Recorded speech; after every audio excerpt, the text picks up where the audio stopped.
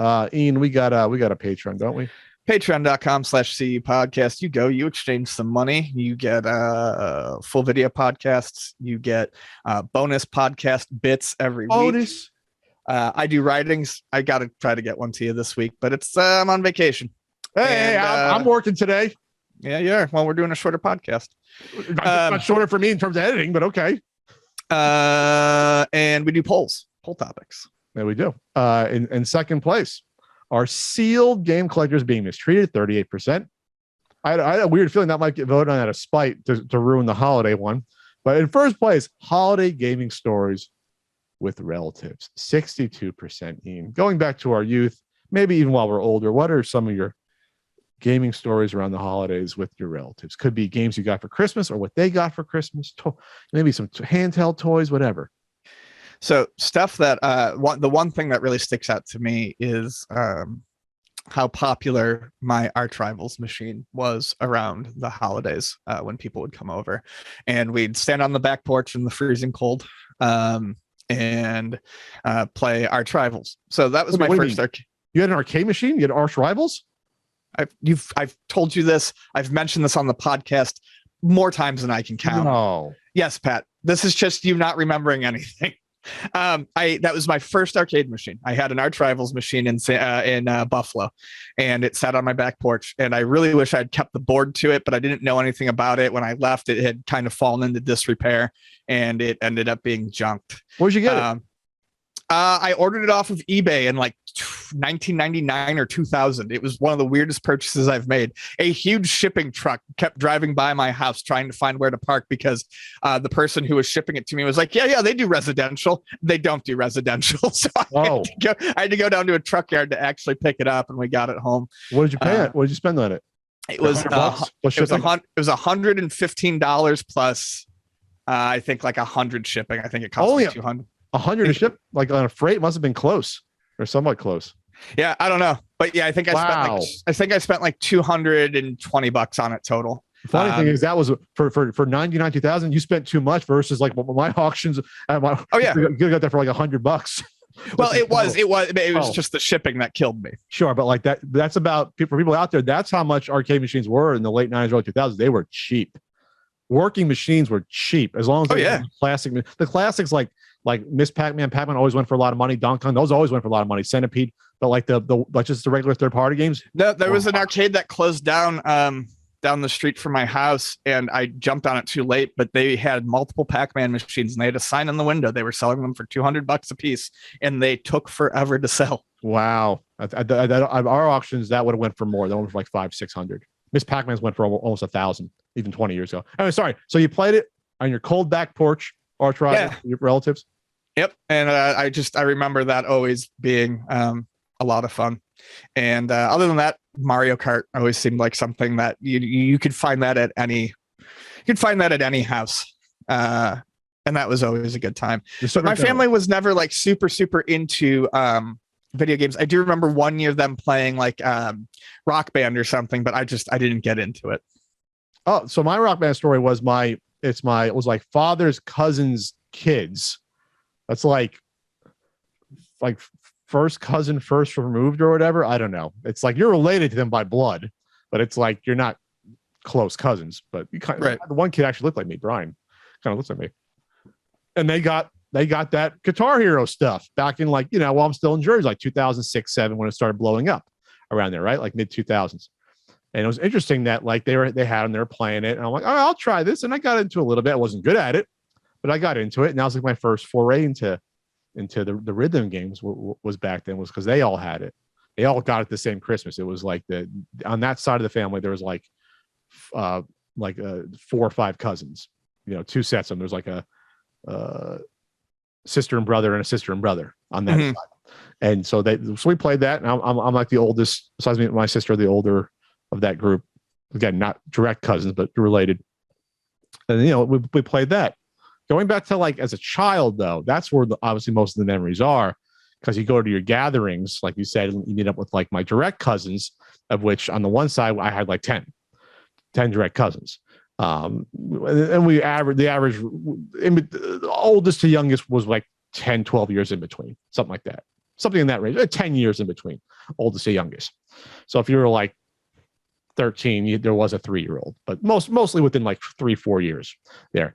And they always had, the new NES games, and we would all gather around and play. There was my one aunt had like a game for the kids. They had like a cool like toy play / game room. They had like off the edge of the house. They had all their toys. There was couches. They had their own TV. Little brats had their own TV. Had their own. Oh yeah, console. my cousin. I had a couple cousins with something like that too, and I was always very jealous. Yeah, they had their own fucking playroom. I didn't have my own playroom.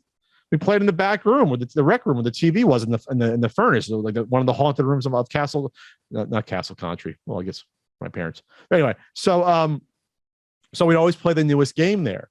But at that same aunt's house, we always did the Secret Santa between the cousins. So the aunts and uncles would get the cousins gifts. And so the one year, I might have told this story on my Christmas video that came out last year. NES Punk Christmas video about what I got for Christmas each year, video game stuff. People were amazed I remember what video game stuff I got each year. It's like, no, I remember that stuff. I remember it. The years were off here and there. Then I figured out what years based upon when the games were released. And then the one year, me and my 2 other cousins, the closest of the 3 boy cousins, were all within a year or 2. We got the 3 Radio Shack handheld games. Oh, nice. The Tank Battle, the racing one, and Highway, Tank Battle, Alien Attack. That's it. The OG ones from like 86, 87. That's when they redesigned and came out with them again. We released them, but the little rectangle ones. Damn, I miss Radio Shack. They did their own toys, they did their own handheld games every year. What a great Texas corporation. I think it was Texas. So the one year we all 3 of us got that, and I was jealous because Tank Battle seemed more fun than Highway. It's Highway, you're picking up fucking hitchhikers for some reason, and it's you're not killing. I loved Highway. It's super simple, but I think that's my favorite one. It is fun though. But my cousin Chris wouldn't let me play. He wouldn't even let me try Tank Battle. Like, you let me try it. He's like, my cousins were selfish. And then Alien Attack, I didn't play it either. I just felt weird because I got Highway. They got the ones blasting aliens and tanks, and I got fucking Highway. But I love Highway. I ended up keeping that same exact one to this day. They ended up buying one on eBay complete in the box just for the hell of it as well. Oh, nice. The original, like I said, the OG one, because they re-released them, I think, like in the late 80s, early 90s with different design. They weren't rectangles anymore. They were like, they put extra shit on the top and bottom. Like, it was slightly non-squared off the case. The original Highway was red, right? Orange. Okay, yeah. Maybe I'm colorblind, but to me it was orange. Orange, Tank Battle was blue, and yellow was the Alien Attack one. So that was a big one. And then, of course, every year after that, for a few years, everyone had their Tiger handhelds you bring over. I don't think, but the 3 brother cousins always talk about, of course, I had a fucking Game Boy. Of course I did. But I brought over like my Double Dragon or Ninja Gaiden handheld. You get sick in the car playing those. That's the thing I remember. Like, I had to stop playing them in the car because your head would get weird with the motion. I would get sick. Oh, I get real sick. If I try to read in my car. Anywhere you get the focus off from the movement does something to some. Not everyone, but some people, it does something to that. Yeah, no, I'm definitely one of those people. It does something too. Not on a plane though, because I guess a plane you're moving so quickly you don't realize it, and you're above the earth, you're not feeling it. But that's some of the memories there. I'm trying to think of a specific game memory that happened around Christmas, where like I went over and it was a brand new game that everyone was playing. It's probably escaping me right now, but I'm guessing there was probably 89 or 90. I'm trying to think of who had Super Mario Brothers 2. They probably got that Christmas that I wanted. Didn't I got this Zelda 2? That would have been 88. I'm trying to remember if that would have happened. I'm guessing it would have happened, and we probably shared it. We probably played that. We probably played that in that rec room at my one aunt's place with all the kids watching. We probably all played Super Mario 2. We probably did that. Yeah. Hard to get that though that year. Real quick, I do remember our type RC Pro-Am being a big holiday game. Like the first year or the second year I got my NES, I think. It's like 88 or so. Yeah. It just happened to be something my uncle got me, and I remember sitting around and playing that. That's an older memory, though. Real quick, though, just because you mentioned Zelda 2, Vonnie got me one of them Zelda game watches. Zelda? For Christmas. Fucking love that thing. I've been playing Zelda 2 on it. It's really nice. That's got to be a different screen than the Mario one. I just don't remember because that screen is super nice. Like, very nice for the size. Yeah. It's awesome. My only complaint was maybe over time you're straining because the characters are so small, like a constant movement. Well, sure. I mean, but that's any tiny handheld. Sure. You got to take breaks. And then you point out that there's the LED of the Triforce on the back of the case. I didn't realize that. No one's pointed that out. That made me so happy when I saw it. I was like, that's really cute. You text me randomly. You missed this in the review. And I was like, a review of what? We just did a review in the podcast of like the Pocket. And he's like, oh no, it's the fucking Zelda game watch from like 2 months ago. Whenever we went over, what do we go with that? November. Does time mean anything anymore this year? Jesus, it does not. Slow or fast? What are you looking at? It does not mean anything. I was looking up the highway, and I found Air Pinball, which is interesting. Air Pinball? Yeah, it's a Radio Shack thing. A later one. Yeah, only 3 that first year. But all right, that's our holiday gaming stories. Yeah, with relatives at least. Obviously, we all got Ikari Warriors and our Spy Hunters and played the hell out of them when we first got them. I think the Christmas of '91. Someone must have got Super Mario World and Super Nintendo. And I got mine then. I remember a couple days after Christmas, I got mine. I told that story before.